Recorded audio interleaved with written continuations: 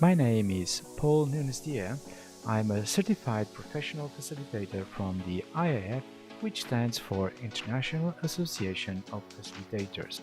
Since 2018, I've started a book series on architecting collaboration, and my latest book, in co-authorship with Martin Duffy and other renowned digital facilitators and guest co-authors, is titled Beyond Virtual Meetings. It's all about the importance of the digital tools that can extend and augment the power of you as a facilitator and a meeting host in virtual online meetings, but also on the hybrid meetings that are going to be so much needed in this post-pandemic era. Along with my co-author Martin Duffy and esteemed PhD colleague, we host Talk to Your Meeting Doctors, a series of hosted conversations with meeting experts that can advise you about how to transition to this new normal and take advantage of this incredible once-in-a-lifetime opportunity to make the organization of your meetings more sustainable and effective. Please stand by as the next show will start momentarily.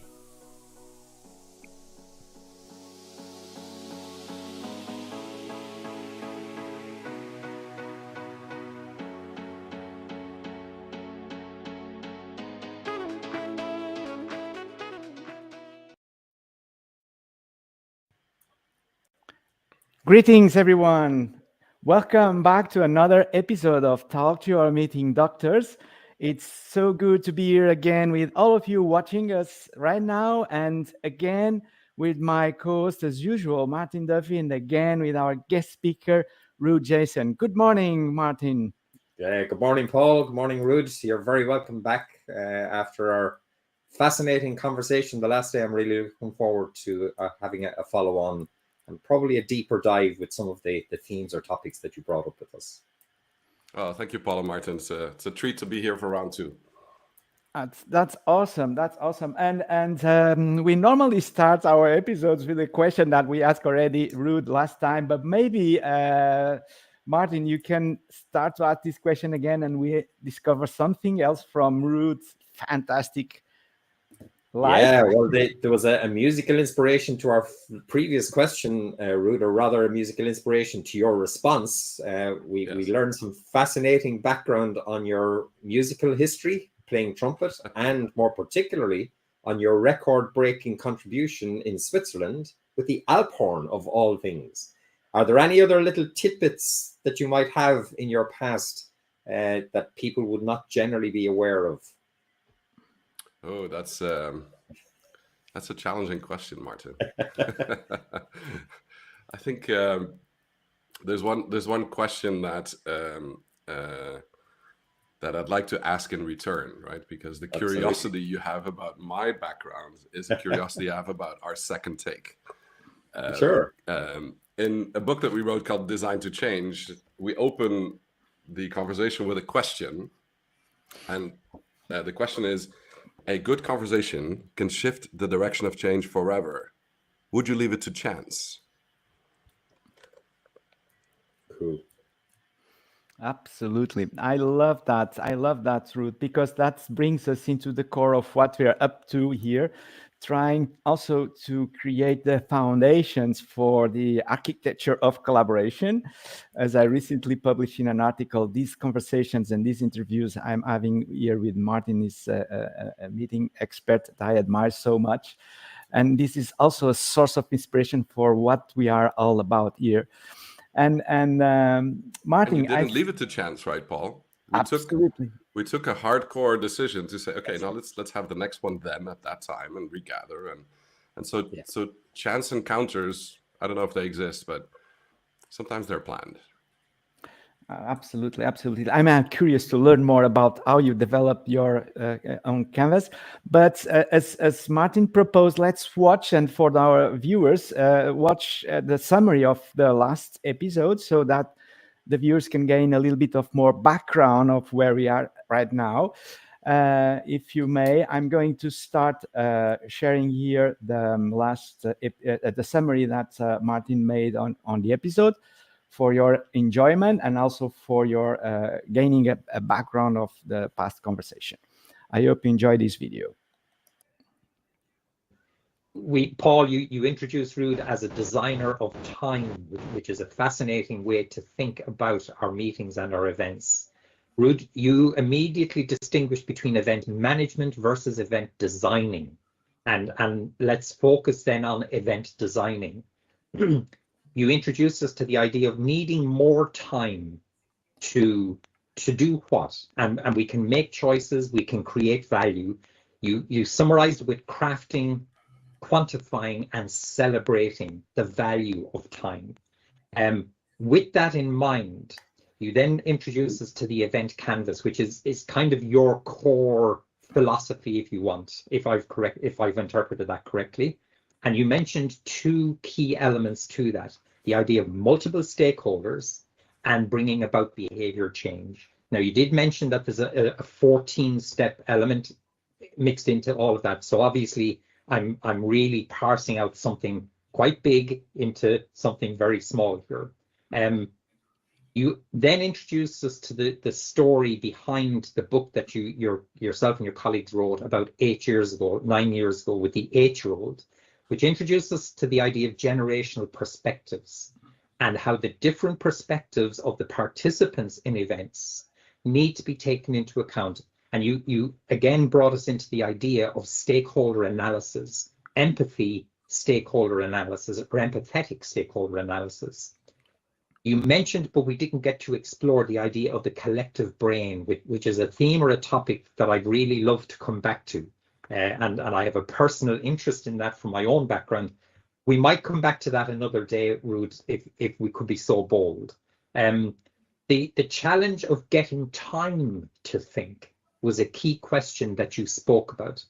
And the power then of using facilitation. So where executives need time to think, they can benefit from having facilitation because now they can participate. The facilitator doesn't participate, they manage the process to get an outcome. Whereas by bringing a facilitator to an event, the executive has the possibility to engage rather than run the event. Yeah. You then posed a key fundamental question that actually has been a recurring theme with us in this podcast series for the last 3 years. And that is, why do people take part in the events? And if we don't bottom out that question, then we're going to lose at least half, if not all, of the participants to an event. You corrected me absolutely correctly in saying that we do actually have education in events in 35 universities through the event design certificate. I was really delighted to hear that, and I'd love to hear more about that. Maybe that's another podcast, Paul, that we could do at some point. There's a final point that you made, your very last comment. I've written it down, and I think it's a fantastic analogy. But events, and I'll call them meetings, because big or small, I think they're the same. They're the petri dishes of culture and culture change. There's an expression that I've used myself over a number of our podcasts, and that is that meetings are the window to the soul of the organization. But I think you've characterized it in a very different, but actually, I think more provocative way. I think calling it the petri dishes of culture and culture change, I think that's a fantastic way to summarize what meetings and events of any organization are and should be. Fantastic, fantastic. Thank you so much, Martin, and thank you so much, Ruud, for spending the time with us. Yes, so this was the summary from last episode. Let's kick off the conversation today.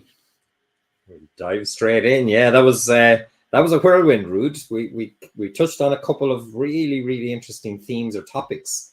Could I bring you actually to your core philosophy to kick us off again? The event canvas. We touched on just 2 elements of the event canvas, but you did say to us that there were 14 components. Now, we don't necessarily have to cover all of them, but could you give us a little bit more insight into the event canvas as you've developed it over time? Absolutely. So one of the things that's important is when you talk between team members about something, is the ability to use a common language. And by common language, we don't mean, let's speak in Portuguese or in English or in French or in Spanish. But by common language, we mean that when we say words, that we don't assume meaning or assimilate meaning to those words the way that they may have been seeded in the past, but that there's a clear understanding of what the thing is that we're talking about in that specific cubicle. You spoke about 14 different cubicles. I drink my coffee on a daily morning with the canvas on one side, so I don't forget what the 14 cubicles are. But having tested and it took us, Wolfrisse and Dennis and myself, and in an incubator, it took us up to a year to come up with this single piece of paper, right? So sometimes you think, writing something on a piece of paper can be easy, but making it stand the test of time is pretty difficult. Yeah.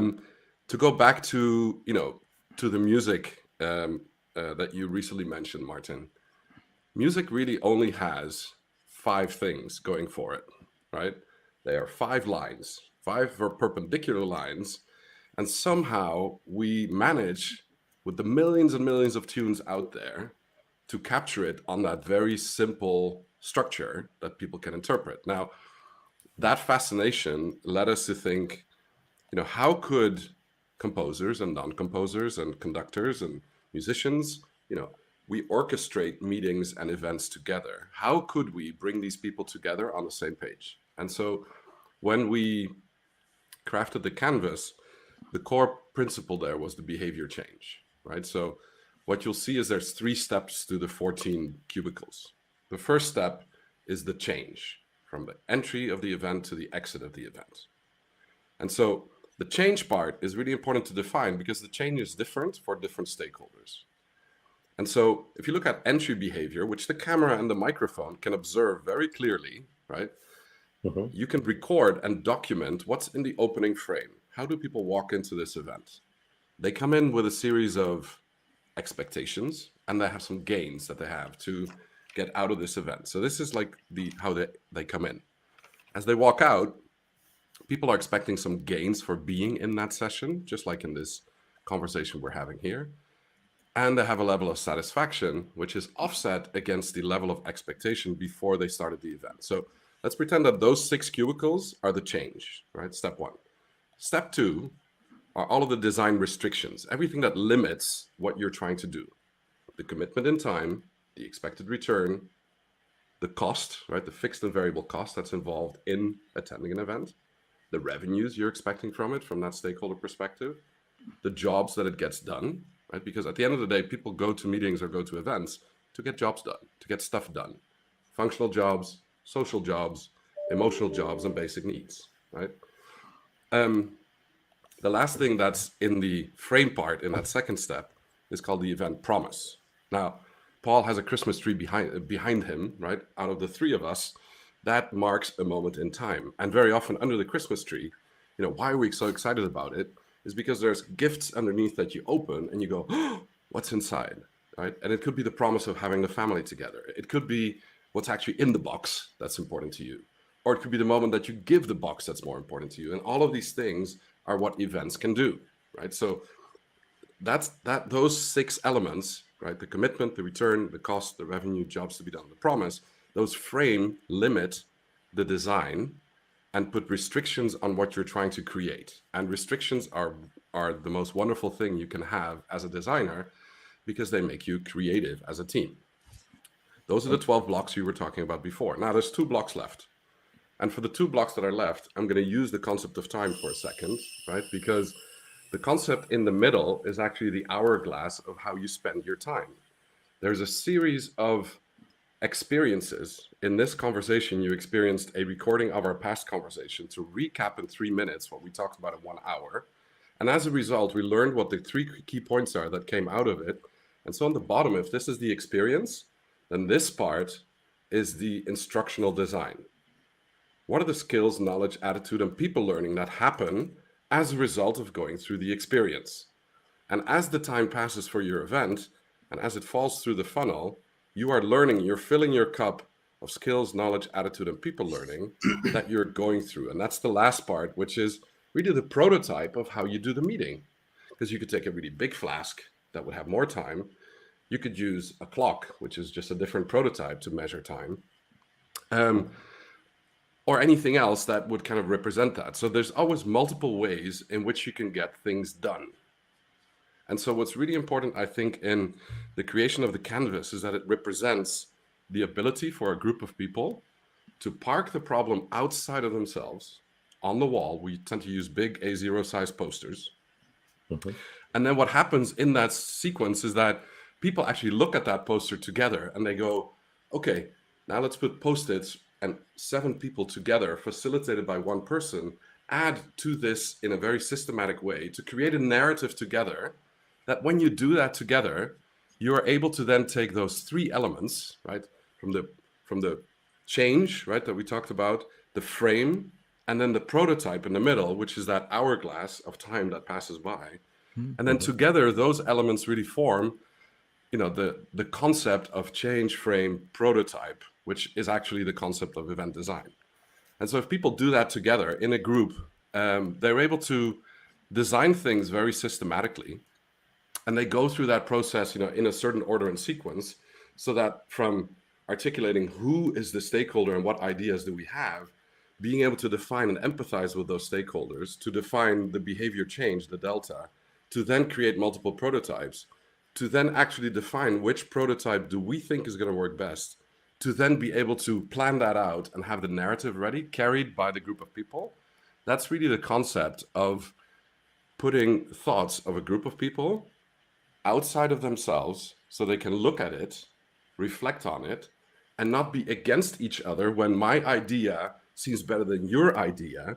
But it builds on this concept that we talked about before of the power of third thought, where if the 3 of us each have an idea that we try to defend, but instead of that, we build on each other's idea, then new ideas pop out that are cumulative or better than whatever the original idea was, without having ownership issues of the idea. And that's why when we always start with this idea of the idea quarantine, right? This element over here, where even before you do any design session, the only thing we ask people to do is just drop all your ideas there. Yeah. And the quarantine allows the ideas to become anonymized because you forget who contributed which idea. There's no name connected to it, right? So whether the idea comes from the CEO or the junior trainee, you know, after a while you forget. Yeah. You know, and quarantine, as you know, comes from the 40 days that people were left on the ship in Venice to decontaminate before they were allowed into the village or into the city. So whether it's 40 seconds, 40 minutes, 40 hours, 40 days, 40 years, leave the ideas there to ferment until you're actually ready to take decisions on the idea based on the delta, on, you know, does it change the behavior in the desired direction of change? So it's just a simple piece of paper, but the process behind it orchestrates the brain power of a group of people to come out with the best possible reduction, really, right? Because good design is like Michelangelo's David, right? David is already inside the marble block. All you have to know is what to take away to leave David in the middle. Right? That's what good event design represents. Yeah. Fantastic. Yeah, that's a wonderful summary of what is obviously a very complex, in some ways, but very simple idea. Like the ideas that you're putting forward there, they're simple to grasp, but as you said to us, it took a year with 3 of you to get it onto a page, and I can fully appreciate the difficulties and complexities of turning something complex into something simple. There's a key part of what you mentioned there, Ruud, which is the behavior change. From your experience, could you talk to us a little bit about handling that behavior change, either before, during, or after the event, or all 3? Just your perspective on that behavior change piece. Oh, but behavior change seems so simple, right? It's probably the most complex things we're trying to do, right? So if you could articulating behavior seems so easy. But if it was so easy, we would all be scriptwriters in Hollywood movies or Netflix series that could actually picture and say, here's the opening frame, right? Now, yesterday I was looking at the movie, which I've seen before, Captain Sully, right? Captain Sully landed a plane in the Hudson in January 15th of January 2009. And at the very end of the hearing of the National Safety Transportation Board, one of the board members asks the first pilot, so not Captain Sully, but the first pilot, one very interesting question. He said, if you would do this again, is there anything you would do differently? Right? And this is behavior change, right? And I don't know if you've seen the movie recently, but I did, and I remember the line. It's an amazing movie. Yeah. Right? And he says, I would have done it in July. Yeah. Right? Because in January, it's so cold, and that people, within 2 minutes would get hypothermia when they fell into the water, or, so seeing the opportunity for alternative options, even in a moment of distress, which for many people, owning an event is a moment of distress, right? Yeah. They're the captain of a flight where the engines might have been hit by birds, right? Yeah. That's how event ownership feels to many people. And so our task is not just to simulate, to train, to come up with alternatives, and to figure out, should we land at Teterboro, or should we go back to LaGuardia, or should we, all of the options that were demonstrated also in that movie. And it reminded me of behavior change, right? Why? How do you articulate behavior? Because there's always an action verb. There's always, a specific stakeholder involved. There's something that they're saying in the speech bubble. And if you dumb it down to a comic book strip, almost like a storyline, what you're doing with an event is you're basically building the gutter between the frames, right? The guy that does the visuals for our book, Dennis Lawyer, absolutely brilliant thinker that never stopped drawing when he was 7, like most of us, when we learned the alphabet. He just kept drawing. And one of the things he says when he talks about the difference between the interpretation of behaviors and time between what we do in the West and what people do in the East. If you look at comic strips in Japan versus comic strips made in the Western world, do you know what the core difference is? No. You already know the answer. The core difference is that the gutter, which is the white line between the two frames, very often in Japanese comics is much longer than in Western comic strips, which is interesting because the mind wonders what happens in between, right? From entry behavior to exit behavior. The bigger the gap in between, the more responsibility for the event designer to figure out what needs to happen in the middle. And sometimes the magic is in not knowing and letting happen what happens between people, to give that space and just claim the space, the time, the team, and the space for that to happen. And I think that's why many people know that events and meetings are magic, because if you put people into a space together and you lock them up for a while, gently, right? And you give them an overarching aim, something that they might want to achieve together, then somehow, Captain Sully and the first pilot, within 35 seconds, came up with landing on the Hudson instead of landing at Teterboro or landing at LaGuardia, right? Now, luckily, we don't all pilot planes and have 155 passengers behind us. Although, granted, many events have many more passengers and a much bigger responsibility without flight attendants or any safety ramps. And I think we have to think about this. Absolutely. But Martin, I'm sure you have a series of questions, if I may interrupt now. Absolutely. No, go for it. As you're leading the moderation at this point. Ruth, is fascinating. And I was already preparing to show your website to our viewers, which I'll probably do in the end so that they can reference you on the resources that you offered. And by the way, dear viewers, the event canvas that Ruth just explained so graphically is free. It's public domain, right? So everybody can use it on every meetings that you are hosting. And my question is, and Martin, you might guess, is how do you connect this with everyday meetings, right? Because there's an effort to absorb this model. It's a pretty straightforward model, as we just saw it, but it requires a certain amount of time to absorb. And obviously, I also assume that you have training programs well lined up for anyone interested to acquire these interiorize these models. But how do you relate this with everyday meetings and everyday conversations? Should we take this model each time we have to meet with someone? Is that a question to me, Paul, or to Yeah. Martin? No, Yeah. to you. Well, what's interesting is yes and no. Maybe not all the elements, but the one thing that I found very useful, and this is a practice that we've developed over time. We've been doing this for about a decade and doing only that, right? And it's pretty amazing what you can achieve if you can have a single focus and be very laser focused on doing just that. The progress you can make and the tests you can do around this. Whenever we go into, my colleague Roel and I, or other colleagues, when we go into a conversation with an event owner, before we go into the conversation, we always ask ourselves the question, how do we go into this? What do we expect? What are our pains before? And how does the other person across the table go into this? And what are their pains? And what are their expectations?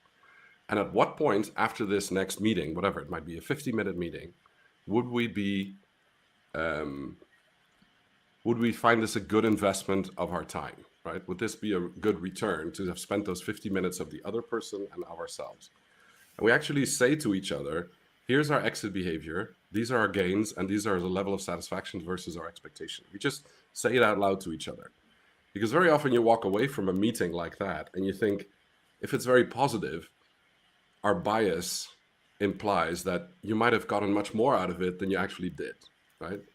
But if you set the expectation before and you actually articulate how you go away from that thing, without even writing it down with Post-its and taking out the whole kit and inviting 7 people, and for smaller units of change, that can be done. I'm sure many of your viewers, Paul and Martin, are planning their celebrations for the holiday season, whichever part of the world they're in. But everybody has this kind of, oh, here's how we go in. These are our pains, right? You have to set up the Christmas tree, take out the lights, vacuum all of the needles that fell on the floor. You've got to put in all of the decorations. We all know the pains of creating a Christmas tree, right? And we also know our expectation is that by the of January, we have taken the tree back down again and cleaned everything up and hope to find the right box for the right decoration thing so that next year it's not broken, right?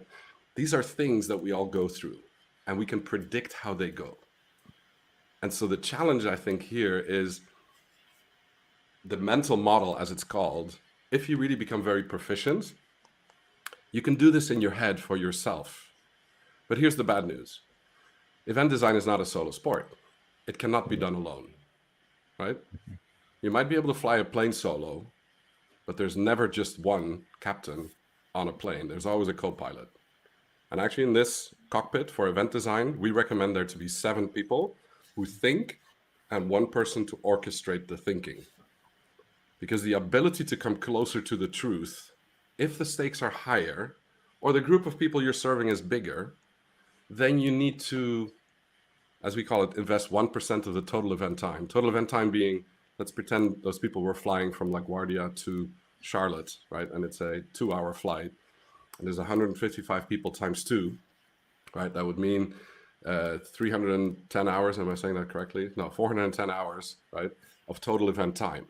Now, the flight only takes 2 hours. But do you think they spend 1% of the total event time to think about how this flight might go? Planning out the weather, coming up with alternative flight plans, predicting and having checklists in place to do things in a specific process and order? They do, and they actually simulate it to check whether that's the best way to do it. And then still things happen that you might not expect, right? And so, again, quite a long answer, but to demonstrate that we all have the innate ability through our prefrontal cortex to think, if I do this, then that's likely to happen. But if we, the 3 of us, would combine our prefrontal cortexes with our different backgrounds and our predictive powers become exponentially more powerful, almost like, artificial intelligence, but then as human intelligence, then the likelihood of getting it right is much bigger. And so this is the reason why we say it's not a solo sport. Yeah, actually, as you're saying that, Ruud, I was a professional pilot myself for 20 years, hence the photographs on the wall behind me. But I watched the Hudson film. I've read into the background of Sully. But there was one, apart from that wonderful line that you quoted at the very end of the film, there was another line that Sully himself came out with. And when a lot of praise was being heaped on him for being the architect of the outcome, he actually said, Saving no. 155 people. Yeah. He said, it wasn't me, it was us. And Yes. that fundamental key point for me is the single biggest takeaway from that film, that if all of the people involved, from the maintenance people at the very beginning before the flight ever took off, to the tugboat drivers, to the medics who had the blankets after people were rescued, everybody had a part to play. And I think that concept, bringing that concept of collective into the meeting space or the meeting environment, becomes enormously powerful, which I think is a slightly different way of saying exactly the point, or at least that's my understanding of the point that you just given us there. I love the way that you framed it. Use many people to think and use one person to orchestrate the thinking. Would I be right in inferring, Ruud, certainly in my experience anyway, very often it can be almost the opposite. Very often in places, in organizations with groups, one person seems to do the thinking, and a whole lot of people try to do the orchestrating, instead of use the many, the collective capacity of the many. But that brings me to another question, actually, which you raised the last day, we only skirted on, but it's this idea of collective brain power. So you've again segued us into it. Could you expand that a little bit for us from your experience? What you mean by collective brain power and the power of collective? Absolutely. I think what's so interesting is that the biggest talent or the biggest need that you would need from somebody that orchestrates the event or comes up with the idea is the ability to suspend their disbelief, right? And that sounds so easy, but suspending disbelief is the hardest thing that you need to do probably as a facilitator or as somebody that is on the receiving end of a challenge, of a problem. Because there's that sweet spot between the known and the unknown, right? Where originality happens. And the key for good event design is to linger there as long as possible without panicking, right? And to suspend the team's willingness and drive to come to a solution, right? Now, this can be particularly tricky when you're dealing with problem solution type people, right? Who very often, leaders are very often action driven. Chung, let's get on with it. Come on, tuck, right? Like, no, I hired you to do this, go and do it for me or whatever, Or, we recently did an event design session for 212 IEEE engineers in Hawaii, facilitating during a plenary session. We designed together for 13 different stakeholders. We designed a climate change conference that's going to happen next year in Glasgow. And orchestrating the brain power of 212 PhDs. Now, I'm surrounded by 2 PhDs. That in itself is very often a daunting experience, right, for most facilitators, because the brain power in the room was obscenely powerful, right? And so your responsibility as a facilitator to harness that power and to guide it and to provide let's say, guardrails to jump into the tiger's mouth of coming up with options, right? That is a challenging proposition in itself, right? But the fact that you are able to make people think, right? Somebody told me some time back when we did actually after that session, it was one of the people came up to me and they said, "Thank you, you've given me the greatest gift." Or I think they sent it on LinkedIn afterwards, and I was a bit surprised. I said, "Thank you for what?" I said, "Thank you for making me think. It's the biggest gift you can give someone." I was like, I had to think about that for a minute, right? Because I thought that the purpose of thinking was to stop thinking, right? Because it takes a lot of energy to think, right? And so the one thing that they try to not do in, Martin, correct me if I'm wrong, but my dad is also his private pilot license, and I was able to pilot sometimes on the little Cessna with him, right? And I was always fascinated by the fact that my dad had all the answers and knew everything. But at some point, he always took out the checklist and went, "Oh, checklist, you know, the ignition, blah, blah, blah, whatever, you know, flaps." It's got all the different checklists, because the one thing you don't want in the cockpit is for people to start prototyping creative ways of coming up with a solution, because there are tested processes. Because when you're in a moment of distress, your brain works differently, right? Then the brain needs to operate in closed mode, follow a procedure, deliver according to a certain structure and standard, which is actually the orchestration you were talking about for the meeting planning teams that need to deliver events, right? If you start changing everything on the last minute, you're testing the bandwidth of the safety of the cockpit of that event. That's what you're doing.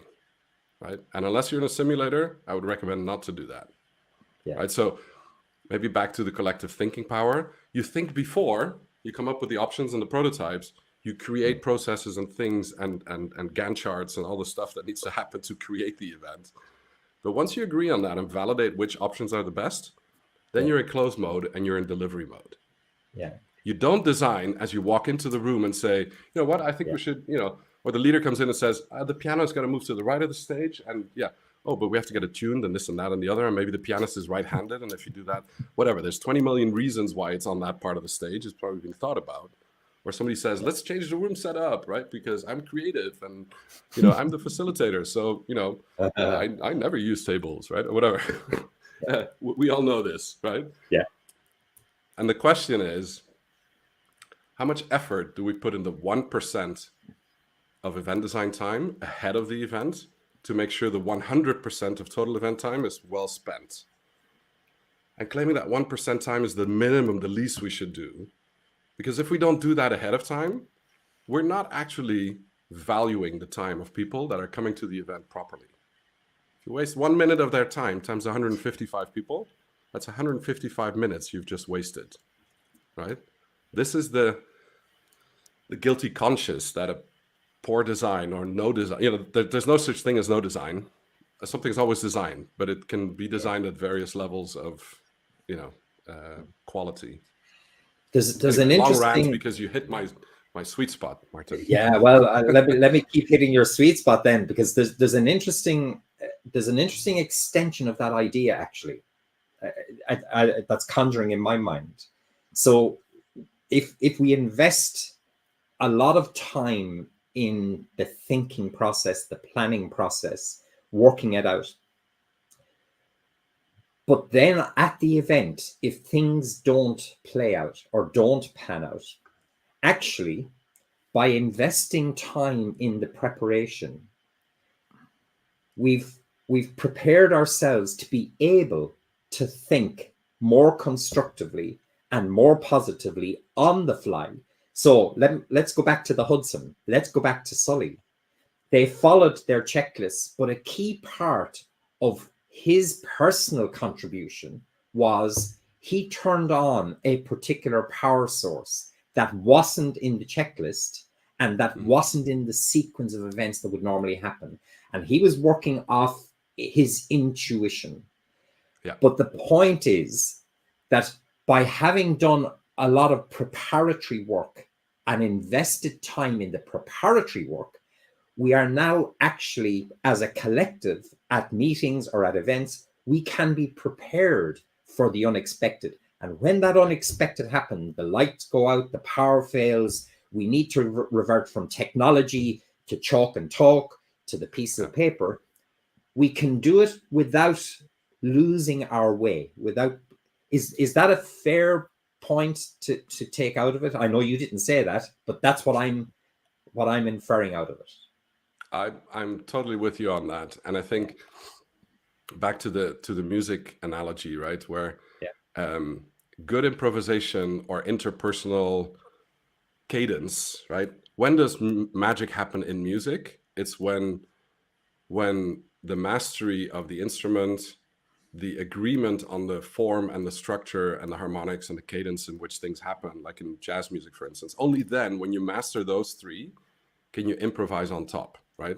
So it takes a very strong foundation of knowledge and of skill to be able to then superimpose the magic, so to say, to deliver things that are beyond what's expected, right? And I think this is what we've come to expect of good events, is that things happen, you know, the magic happens that cannot be designed for, but you can design the ideal context or construct for that to potentially happen if the stars align, right? And I think this is why meetings and events are so magical in some cases, and in some cases they're not, right? And a good example there, I think, is, you know, true artists who rehearse a lot, right? Who plan out very carefully, who design their shows. You know, look at the success of the Eras tour of Taylor Swift, or I was recently visiting Jacob Collier in Copenhagen for my daughter's birthday, and he got 7,000 of us to sing together, and there was a cadence in the room, you know, in 5 different voices of people that may never have taken a singing lesson in their life, but it was a, you know, goosebump moment. Absolutely. That, you know, went up the back of my neck, that even if I think about it now, I get goosebumps. Right? Yeah. So I think the artistry in that, what makes that so unique, is the ability to facilitate. What did he do? Did he sing louder? Did he use more amplifiers? No. He orchestrated the power of the audience without even saying a word, right? Yeah. And you would say, you know, he would do like, he would go like, you know, 1 note higher, 1 note lower. His gestures weren't explained, but you might have seen this on Instagram somewhere. If you haven't, look at it. Jacob Collier, fascinating. The guy's like 30 years old. And at one point, instead of going 1 note up and 1 note down, all he did with his hand was like this. You know, he just made the gesture. Instead of doing this, he did this. And guess what? That audience part went down a half a tone instead of a full tone. Like, right? So are we pre-programmed in our behaviors to get instruction somehow to, you know, to be part of this collective, even without speaking? This was just like humming or singing, right? I think we are. Yeah. And maybe I know, Paul, I'm conscious of time. We've Ruud, as before, time just seems to fly when we're having this conversation with you. Absolutely. But there's maybe there's a fundamental takeaway from both of our episodes with you for chief executives, for chief financial officers, for the A-suite leadership team members, because that's really our target audience with this series of our conversations.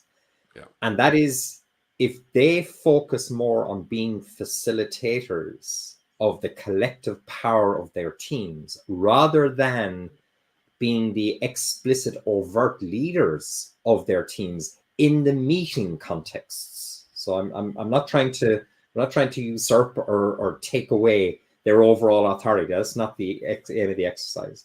But in the context of meetings and events, giving up to the power of the collective is really maximizing the benefit of having had the event in the first place. Would that be a fair overall summary of where we might have come from?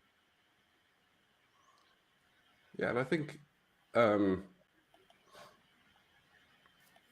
there's intent of what you're expecting that's important to put into play, right? And there's a responsibility of the outcome. I think those are 2 things that the leader owns, but how they portray that ownership and how that comes to fruition best is really where, you know, going back to where you say meetings are the windows to the soul of an organization.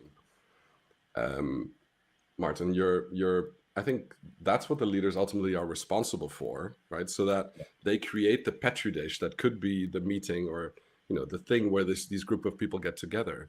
And I think of the petri dishes of past companies I've worked for, and the types of leaders that I've had, and the meetings that were most effective, and the ones that were most maybe enjoyable, not always in the moment, but in hindsight, right? But most, you know, that gave the best possible outcomes for the team that was involved in it.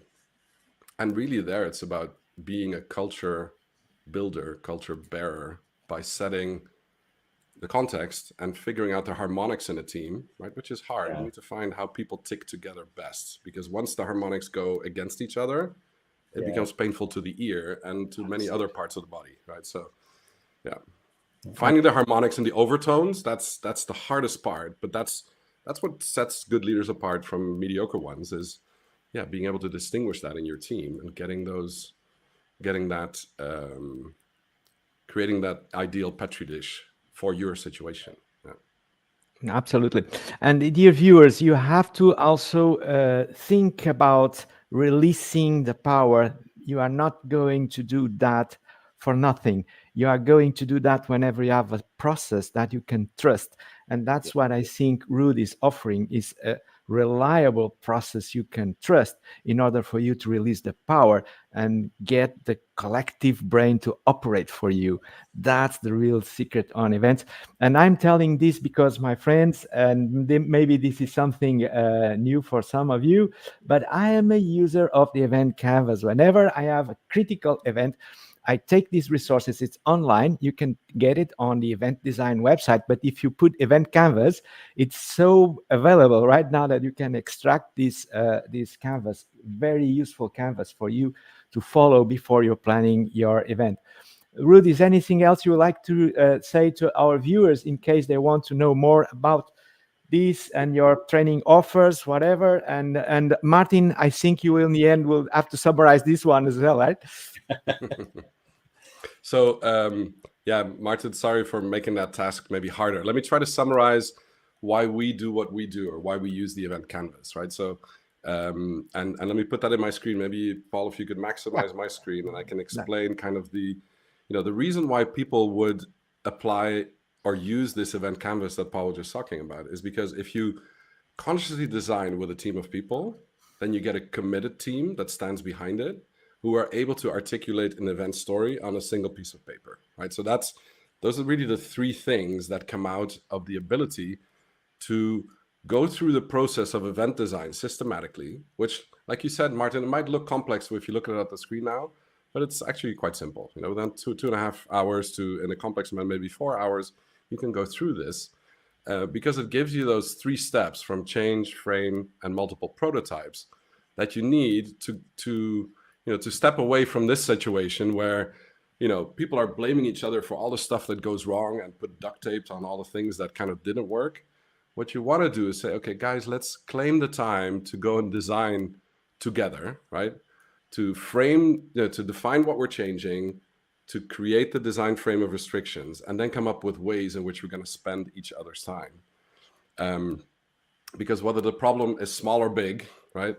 Small or big being, do you want to throw a little pebble into a little bucket, or do you want to throw a boulder into the ocean, right?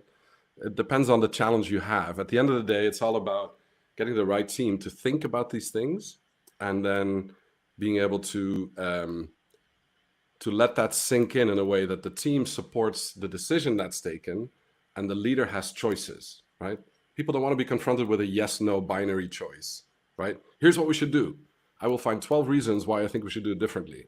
What if you come up with 3 options, say, for that event that you were thinking about, you could do this, this, or this. And better yet, the last thing that we always recommend is to say, you know what? If we don't do the event, we can always choose to do that, save the budget and, spend the meeting time, whatever it might be. But here's the behavior that will not get changed. And then you articulate the behaviors that will not get changed as a result of not doing the event. And then you present 3 alternatives. Well, we could do it like this, or like that. And one of those 3 could always be the way you did it before and expect a different outcome, which is the definition of insanity. We know that, right? But the alternatives and the choices I give to the leader with the argumentation back and forth, that leads to a proper ownership, right? An outcome where the story sticks and people stand behind the story that they need to go deliver. And events take obscene amounts of time to go plan and do and make work. So it's a big responsibility for event owners, and our job is to make that ownership as pleasant and as wonderful as it possibly can be. That's our role. Right? It's amazing. And Martin, it's incredible, because what I sense here is that Ruud is actually converting the concept of an event in a tool, in Absolutely. a purposeful tool, right? So Absolutely. that's really a surprise for me, that how whenever someone asks me, how can an event do something, be purposeful, then of course, you need to have a model in order to operate that. Yeah. Maybe Paul, if I can just because you asked how can people get familiar with this or learn about this stuff, right? Well, one thing is download the canvas and then you get the first 100 pages of the Event Design Handbook for free, right? Because we're pretty convinced that after that you probably want to buy the rest of the book with the case studies. There's multiple books. There's a book about design to change, which is how to apply the conversation. We have even little coloring and animation books with coloring pens where you can look at the process in 2D or 3D from the instructional design or from the experience design version, right? And these pages are mirrored those in a way booklets so those are new. I didn't notice. Yeah, that. these are new. Like we haven't been sitting on our hands even during COVID. And then we have what we call the facilitation kit, which is really kind of the way to go through the process, which includes roll cards and kind of the guidebook of all the different stuff you need to go through the process systematically, right? With the railroad tracks of how to do that effectively, and ultimately people can take training in the Event Design Certificate program. We were talking about the students. We just yesterday, the day before, I was talking to students in Ottawa and in Atlantic City. Students are learning about the event canvas and how to use it, and people can become certified event designers, which is in the Event Design Certificate program. And within 3 days, they learn how to apply this methodology, become proficient facilitators, have 6 months to go back to their team and apply it to a real event, submit it for peer review. And after that, they can obtain the designation of a CED, right, which is recognized by the Events Industry Council, MPI, and other organizations who celebrate good event design. Anyway, there's a lot of resources. That's so amazing, Ruud. And Martin, what comes up to my mind is perhaps having an episode where perhaps Joe Allen and Ruud and maybe someone else, because this is transformative to the world, right? Because Absolutely. as we have better events and better meetings, the world will be a better place for all of us. Dear viewers, and this is so important that get training on your facilitation skills. That's so important. And Joe was complaining that there's no university programs to teach us to have better meetings. Of course, there's still lots of things we can discuss. Yeah, because in my mind, I still have no clear answer on how to apply these to everyday meetings, right? Because obviously, if you are hosting a critical meeting, like when I'm hosting think tank event, I obviously cannot work without the event canvas. But for daily meetings in my organization, should I use event canvas also? Is there another canvas I could use, simpler one? So that's the questions maybe we can have for another episode, and having Joe Allen on board. If you accept the challenge, Ruud and Martin, I think January maybe. Yeah, I think that's an excellent idea. Let me say one more thing, Paul, because I think what you're saying is right.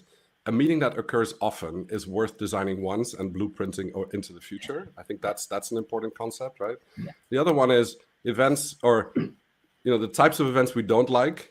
Wars start with a bullet, but they end in a meeting, right?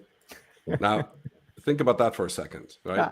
How to replace the bullets with proper meetings that prevent the bullets in the first place. Absolutely. That's also a great topic of discussion. Martin, over to you to finalize this for today. Actually, for me, Paul, there's a very short, potentially very short summary of our conversation. I'll just say event canvas. It's a philosophy and it's a blueprint. It's a blueprint for bringing about behavior change at a broad level. The before, during, and after concept in event canvas requires us to think about expectations before events and compare those with outcomes after the events. Events, meetings are more or less the same thing. Within the events, we're trying to harness the collective brain. We're trying to have many people thinking and one person orchestrating. In that context, if we build strong foundations, we absolutely enable strong improvisation for when things don't work out quite the way that we had hoped or expected. I'll go back to two last points: expectations versus outcomes. if we constantly compare those, we constantly make optimum use of our time before, during, and after. My final observation is events are petri dishes of culture and culture change. Ruud, you gave us that in our first episode. You've mentioned it a couple of times in our second episode. And for me, that's the overall takeaway from our two fascinating and wonderful discussions. Thank you very, very much for an inspiring series of engagements. Well, Thank you. I'm really glad we didn't leave this conversation to chance. So thank you, Paul and Martin, for planning this one and having this good conversation. I really appreciate it. Thank you. Thank you. Thank you so much, Ruud. Thank you, Martin. Thank you so much, dear viewers, for staying with us so long. This has been a longer episode than usual, but I'm sure we provided valuable thoughts, reflections, inspirations, and as Ruud said, forcing you to think, right? I think it's a gift that is absolutely right. So thank you so much, dear viewers. We are airing this on December. So season's greetings for the ones who are following the tradition in the Western world. I'm sure that from people all over the world, this is also resonates good vibrations in this time of the year for everybody. So enjoy the season. Ruud, Martin, good to be with you today here. Thanks again, Ruud. For you too. And we'll be back in January with this expanding conversation on training, meeting designers and meeting facilitators. Fantastic. That's a challenge. Goodbye for now.